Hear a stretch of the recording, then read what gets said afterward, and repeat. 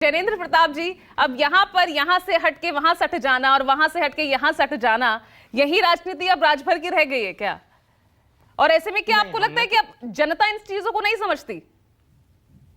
नहीं, हमने तो केवल पहले भाजपा के साथ थे जो हमारी नैसर्गिक सहयोगी है, और बाद में सपा के साथ कुछ दिनों के लिए गए। उसके बाद आपने खुद देखा कि उन्होंने लेटर लिख के खुद हमको अलग किया था, तो वापस भाजपा के पास आ गए। लेकिन आपको यही सवाल समाजवादी पार्टी से, कांग्रेस से पूछना चाहिए कि समाजवादी पार्टी कांग्रेस के साथ रही, बसपा के साथ रही, अपना दल के साथ रही, जो कमेरावादी है वो अलग किया। अभी आपने देखा होगा जो मध्य प्रदेश के चुनावों के समय क्या हो रहा था कि इनको वोट मत देना, वो कह रहे थे उनको वोट मत देना, जबकि दोनों सहयोगी थे। मैं एक और चीज बताना चाहूंगा कि ये जो गठबंधन डॉट डॉट गठबंधन है, ये बेल और जेल वालों का गठबंधन है। अभी बेल पे हैं, कब जेल में चले जाएं आपको पता भी नहीं चलेगा। पता नहीं कितने लोग चुनाव लड़ने से अयोग्य हो जाएंगे इनमें से।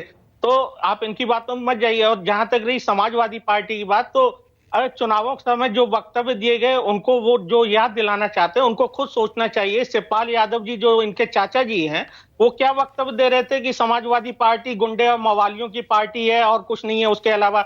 और कैसे अखिलेश यादव जी ने भरे मंच पे चढ़ के अपने पिता का अपमान किया, और उस समय चाचा जी ने उनके हाथ से माइक छीन के उन्हें धक्का भी दिया था।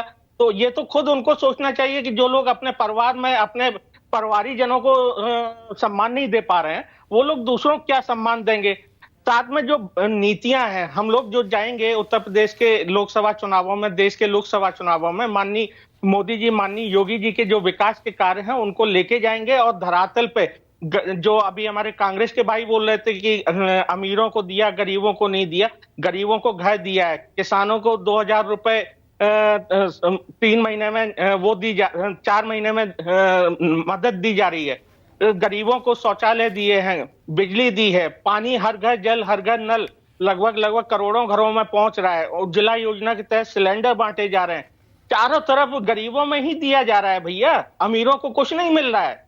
और जो भ्रष्टाचार कर रहे हैं, जो लूट रहे हैं, उनके ऊपर कार्रवाई हो रही है।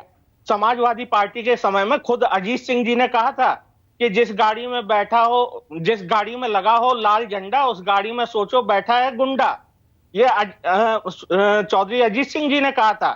तो ये मैं नहीं कह रहा हूं। आपके शासनकाल में पुलिस जो काम करती थी, भैंसों को ढूंढने का काम करती थी। आज के शासनकाल में, माननीय योगी जी के शासनकाल में, पुलिस जो करती है वो अपराधियों के ऊपर नकेल लगाने का कार्य करती है। तो आपको खुद सोचना चाहिए, अपने गिरेबान में झांकना चाहिए कि क्या है क्या नहीं है। ये तो आपको सोचना चाहिए था ना जब आप उनके साथ हो लिए थे। नहीं, हमने गठबंधन किया था, कोई हमने विलय नहीं किया था। कोई हम जो उनका जो नीतियां हैं, हम उनके पूरी तरह से समर्थन नहीं करते थे। आपने देखा नहीं कि हमारे नेता ने उस समय भी कहा था कि अखिलेश यादव जी को घर से बाहर निकलना चाहिए, एसी कमरे से बाहर निकलना चाहिए, और ट्विटर फेसबुक की राजनीति ये छोड़नी चाहिए और जमीन पर धरातल पर लोगों के बीच आना चाहिए। उन्होंने तब भी कहा था, वो बात उनको बुरी लगी। ठीक है, अनिल दुबे साहब अब खुश है आपकी पार्टी? हालांकि औपचारिक घोषणा आपके गठबंधन को लेकर नहीं की, लेकिन मंत्री पद मिल गया है, 2 लोकसभा सीटें आपके खाते चली गई, एक एमएलसी